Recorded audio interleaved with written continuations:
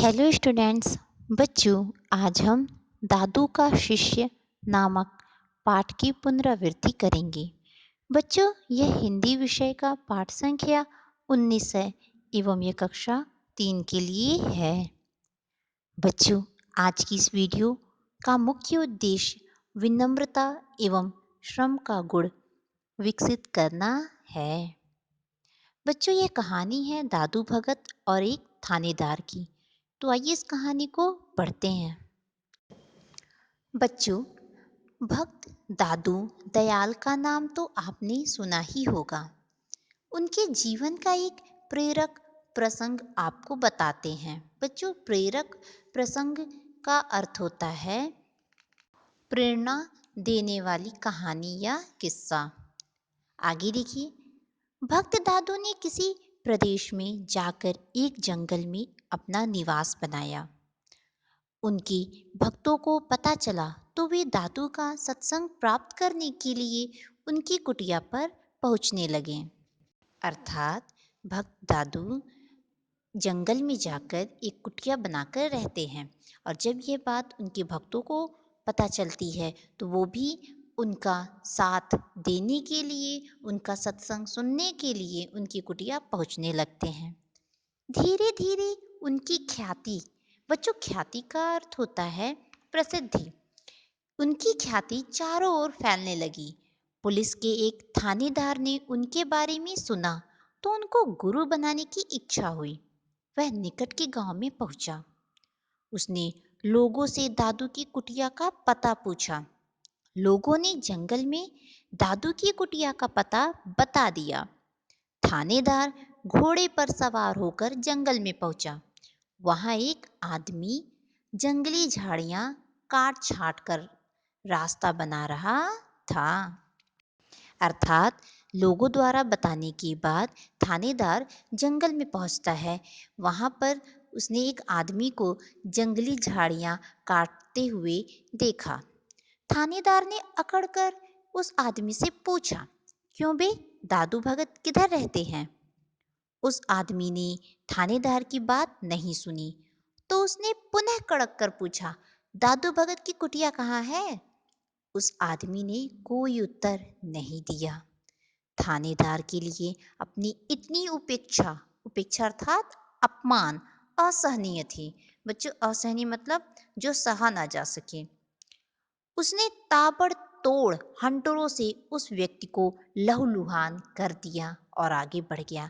अर्थात थानेदार द्वारा पूछने पर जब वह आदमी उत्तर नहीं देता है तो थानेदार को ऐसा प्रतीत होता है कि उसने उसका अपमान किया है और वह हंटरों से पीट कर उनके शरीर को लहूलुहान कर देता है। आगे देखिए, आगे चलकर उसे एक और आदमी मिला। थानेदार ने उससे भी दादू का पता पूछा। उस व्यक्ति ने उत्तर दिया कि जिस रास्ते से आप आए हैं। जब थानेदार दूसरे व्यक्ति से पूछता है तो वो व्यक्ति उत्तर देता है कि जिस रास्ते से आप आए हैं दादू भगत उसी रास्ते पर झाड़ियां काट रहे हैं। थानेदार ने सुना तो उसके पैरों तले जमीन खिसक गई। अर्थात वो एकदम आश्चर्यचकित रह गया। वह वापस वहां पहुंचा। उसने देखा दादू अपने घावों को साफ करके पट्टियां बांध रहे थे। थानेदार घोड़े से उतरकर उनके पैरों में गिर पड़ा और अपनी गलती के लिए क्षमा मांगने लगा। वह कहने लगा, मुझसे भयंकर अपराध हुआ है, मैं तो आपको गुरु बनाने आया था। अर्थात थानेदार को अपने करने पर पछतावा होने लगता है और वह अपने अपराधों की क्षमा मांगता है। दादू मुस्कुराए और बोले, तुमने ठीक ही किया। लोग टके ही हाड़ी लेते हैं तो ठोक बजाकर देखते हैं।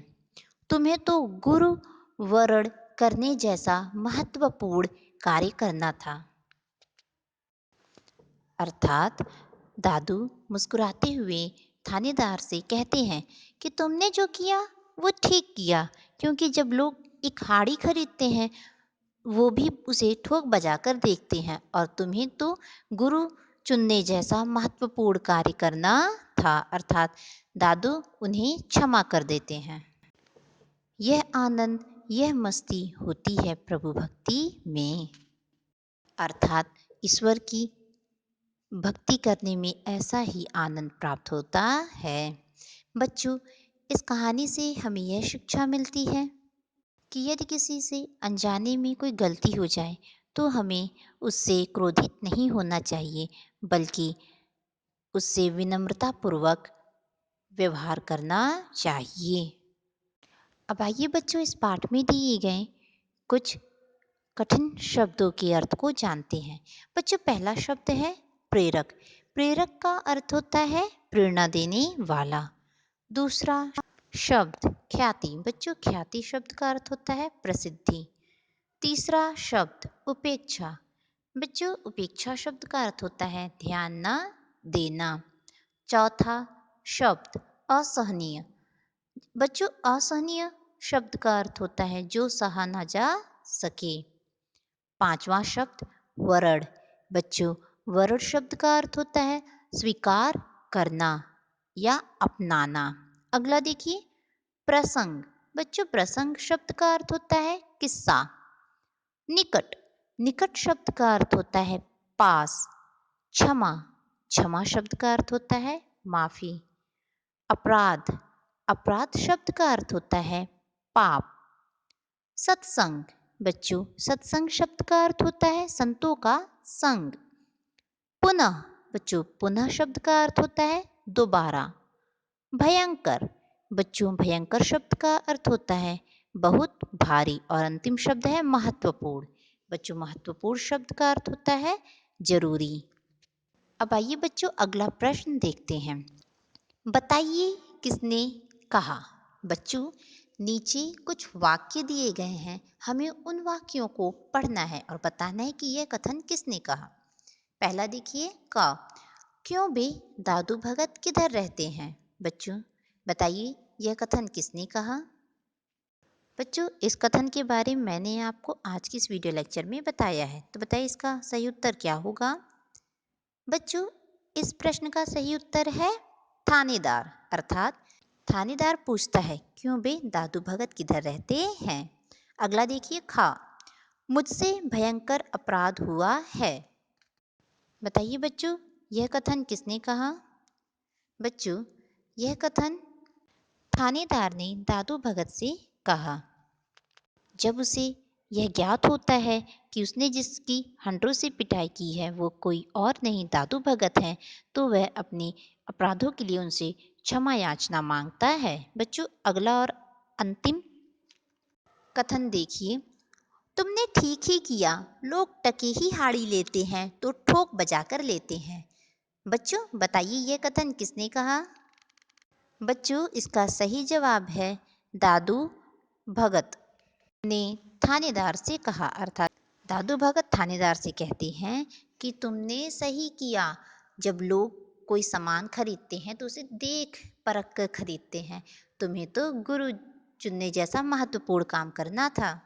बच्चों, आज के लिए बस इतना ही। अगले वीडियो लेक्चर में हम इस पाठ में दिए गए अन्य अभ्यास कार्य को करेंगे।